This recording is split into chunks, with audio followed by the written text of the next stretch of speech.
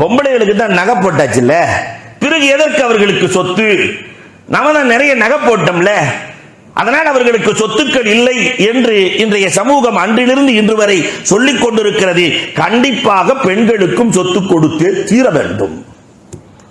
பெண்களுக்கு சொத்தை கொடுத்தே தீர வேண்டும். மார்க்கம் வலுவாக சொல்லுகிறது. கூட பிறந்த சங்கச்சி இல்லையா, சொத்தை கொடுத்தே தீர வேண்டும். அதுக்கு நான் நகை போட்டிருக்கோம், அதுக்கு தான் அதை போட்டிருக்கோம், இதை போட்டு எது போட்டிருந்தாலும் அதெல்லாம் அன்பளிப்பு.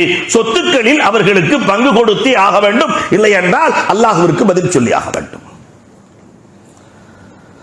மூணாவது ஒரு பிரச்சனை என்ன அப்படின்னா, ஒருத்தர் மௌத்தா போயிடுறாரு, மகனும் இருக்கிறார் தகப்பனும் இருக்கிறார் என்றால், தகப்பனுக்கு சொத்தில 6இல் ஒரு பகுதி போகும், மீதி எல்லாம் மகனுக்கு வந்துடும். மகனுக்கு அதிகம் வளர்த்த பெற்றெடுத்த தகப்பனுக்கு சொத்து கம்மியாக இருக்கிறது, மகனுக்கு சொத்து அதிகமாக போகிறது. ஒருத்தர் மூத்தா போயிட்டாரு, நான் மூத்தா போயிட்டேன், தகப்பனும் இருக்கிறார் மகனும் இருக்கிறார், என்னை வளர்த்த தகப்பனுக்கு அல்லவா சொத்தை கொடுக்க வேண்டும். ஆனா இப்ப பிறந்திருக்கிற 4 வயசு பையன் 8 வயசு பையனுக்கு அதிகமாக மார்க்கம் கொடுக்கிறதே என்றால், தகப்பன் தேவையற்றவர், சக்கராத் மூத்தா போறாரு இல்லையா. மகன் அப்படி அல்ல, வளரக்கூடியவன், அவனுக்குத்தான் தேவை. மார்க்கம் அழகாக பார்த்து கொடுக்கிறது. மகனுக்கு ஏன் அதிகமாக்க வேண்டும் என்றால், மகன் வளர வேண்டியவன், தகப்பன் வளர்ந்து முடிந்து விட்டார், வாழ்ந்து முடிந்து விட்டார், அதனால் சொத்துக்கள் குறைவுதான். 4வது ஒரு சந்தேகம் இந்த உம்மத்தில் நிறைய பேர் கேட்பது, அது என்ன ஆம்பளைகளுக்கு 2 பங்கு பொம்பளைக்கு 1 பங்கு இல்லையா, சொத்துல ஆம்பளைக்கு 2 பங்கு. ஆனா உண்மையிலேயே ஷரியத்து தெரியாதவர்கள் பேசுகிற பேச்சு அது. ஷரியத்து தெரியாதவர்கள் 2 வகையான பதிலை இதற்கு நான் சொல்லுவேன். முதலாவது, ஒரு பெண்மணி இருக்கிறாள் என்றால் அவளுக்கு 1 பங்கு கொடுத்தாலே அது அதிகம். காரணம், அவள் சிறுமியாக இருக்கிற போது பெற்றோரின் பொறுப்பில் இருக்கிறாள். திருமணத்திற்கு பிறகு கணவனின் பொறுப்புக்கு வந்து வருகிறார். திருமணத்திற்கு பிறகு மனமுறிவு ஏற்பட்டால் மகன் இருந்தால் மகனின் பொறுப்பு, பெற்றோர் இருந்தால் பெற்றோரின் பொறுப்பு, சகோதரன் இருந்தால் சகோதரனின் பொறுப்பு. அந்த 1 பங்கையே செலவழிக்க தேவையில்லை, மற்றவர்களின் பொறுப்பில் அவள் இருக்கிறாள். 1 பங்கே அதிகம். இவனுக்கு 2 பங்கு கொடுத்தாலும் அத்தனை வேலை இவன் தான் பார்க்கணும். இவனை பார்க்க வேண்டும், இவன் குடும்பத்தை பார்க்க வேண்டும், சமூகத்தை பார்க்க வேண்டும். 2 கொடுத்தாலும் பத்தாது, அவளுக்கு 1 கொடுத்தாலும் அது அதிகம். அதனால் மார்க்கம் அவளுக்கு 1, ஆணுக்கு 2 என்று கொடுக்கிறது. ஆனா உண்மை என்ன தெரியுமா, மொத்தமே ஒரு 30 மசாயில், அதுல 10 மசாயில்ல ஆணுக்கும் பெண்ணுக்கும் சரிசமமாக சொத்து கிடைக்கும். அதிகம்லாம் இல்ல, ஆணுக்கும் பெண்ணுக்கும் சரிசமம். இன்னொரு 10 மசாயில் ஆணை விட பெண் அதிகமாக எடுப்பாள், பெண்ணுக்கு தான் அதிகமா போகுது.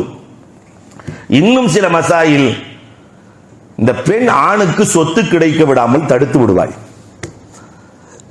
உதாரணத்துக்கு ஒரு மசாலா சொல்றேனே, இது வகுப்பு என்று நீங்கள் நினைத்துக் கொள்ள வேண்டும். ஒரு பெண்மணி இறந்து போகிறாள், அந்த பெண்மணிக்கு கணவன் இருக்கிறாள், மகள் இருக்கிறாள், தாய் தகப்பன் இருக்கிறார்கள், ஒரு சகோதரன் இருக்கிறார். சொத்தை எப்படி பிரிச்சு கொடுக்கிறது? இறந்து போனது பெண்மணி, பெண்மணியினுடைய கணவனுக்கு 4ல் 1 கொடுத்துடணும், 25%. பாக்கி இருக்கக்கூடிய 75% பாதியை மகளுக்கு கொடுக்க வேண்டும், பாதிய மகளுக்கு. இப்ப கணவனுக்கு அதிகமா மகளுக்கு அதிகமா? நீங்க தான் சொல்லணும். ஒரு ஆணை விட, கணவன் என்ற ஆணை விட மகள் அதிகமாக பெற்றுக் கொள்கிறாள். அங்கேயே ஒரு தாய் தகப்பன் 2 பேர் இருக்கிறாங்க, அவங்களுக்கு 6ல் 1 கொடுக்க வேண்டும். இப்ப தகப்பனுக்கு எவ்வளவு, ஆணுக்கு எவ்வளவு கிடைக்குதோ அதே அளவுதான் யாருக்கும் கிடைக்கும், தாய்க்கும் கிடைக்கும். இப்ப சரிசமம். ஒரே மையத்து, ஒன்று மனைவி அதிகமாக பொம்பளை பிள்ளை அதிகமாக பெறுகிறாள், தாய் தகப்பனில் சரிசமமாக பெறுகிறார்கள். அந்த இறந்து போன அம்மாவுக்கு ஒரு சகோதரன் இருக்கிறான், மகள் இருக்கிற காரணத்தினால் சகோதரனுக்கு சொத்து போகாது. அப்ப இந்த மகள் சகோதரனுக்கு சேர வேண்டியதை தடுக்கிறாள். அன்புக்குரியவர்களை யோசிக்க வேண்டும். இது மாதிரி ஒரு 10 மசாயில்கள் நாம வெறுமனே சொல்லிக் கொள்கிறோம். வெறுமனே அது பொம்பளைகளுக்கு கம்மி, ஆம்பளைகளுக்கு கூட. தவறு. மார்க்கம் மிக அதிகமாக பெண்களுக்கு தான் கொடுத்திருக்கிறது. சரியத்தினுடைய சட்ட வகைகளை நீங்கள் புரட்டி பாருங்கள். அசபாவாக கூட மிச்ச சொத்தை அப்படியே தூக்கிட்டு போகக்கூடிய ஆற்றலை அல்லாஹ் ரப்பல் ஆலமீன் பெண் பிள்ளைகளுக்கு வைத்திருக்கிறார். அவ்வளவு அதிகம்.